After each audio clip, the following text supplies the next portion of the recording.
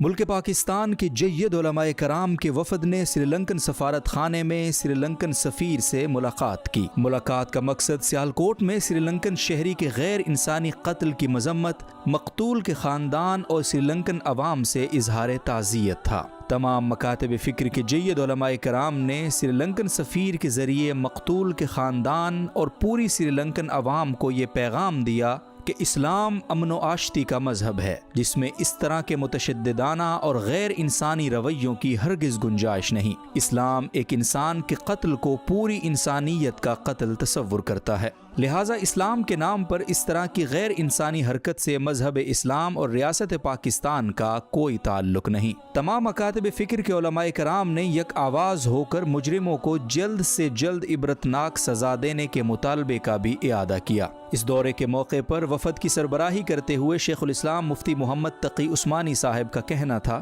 ہم الحمدللہ اس وقت پاکستان کے تمام مکاتب فکر کے علماء کے نمائندے موجود ہیں، اور مقصد یہ تھا کہ ہم اپنے دلی جذبات کا اظہار کریں ان کے سامنے، اور اس واقعے کی شدید الفاظ میں مذمت کریں کہ جو سیالکوٹ میں پیش آیا، اور سب نے اس بات کا اظہار کیا ہے کہ سری لنکا ہمارا بھائی ہے، سری لنکا ہمارا بھائی کنٹری ہے، اور ہم انشاءاللہ ان کے ساتھ اپنی یکجہتی کا بھی اظہار کرتے ہیں اور کنڈولنس کا بھی، ان کے تعزیت کا بھی اظہار کرتے ہیں۔ اور ہم یہ سمجھتے ہیں کہ جو لوگ اس واقعے میں ملوث ہوئے اور جنہوں نے بلا وجہ کسی ایک ہمارے پاکستان میں کام کرنے والے سری لنکن بھائی کی ساتھ زیادتی کی، وہ بدترین سزا کے مستحق ہیں، اور اس کے ساتھ ساتھ ہم چاہتے ہیں کہ ان کی فیملی کو، ان کے گھر والوں کو جنہوں نے اچانک یہ صدمہ سہا ہے، ان کو مناسب معاوضہ ادا کیا جائے، اور ہم سمجھتے ہیں کہ ہماری گورنمنٹ، ہماری حکومت اس پر کام کر رہی ہے، اور مناسب طریقے سے ان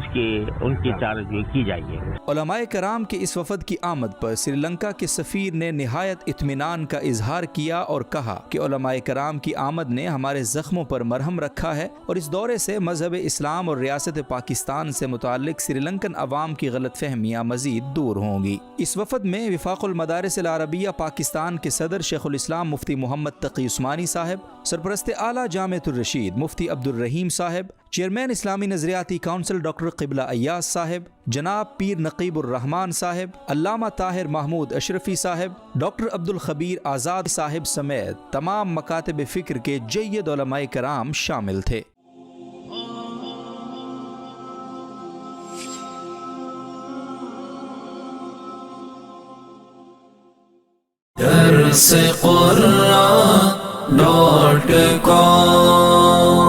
www.darsequran.com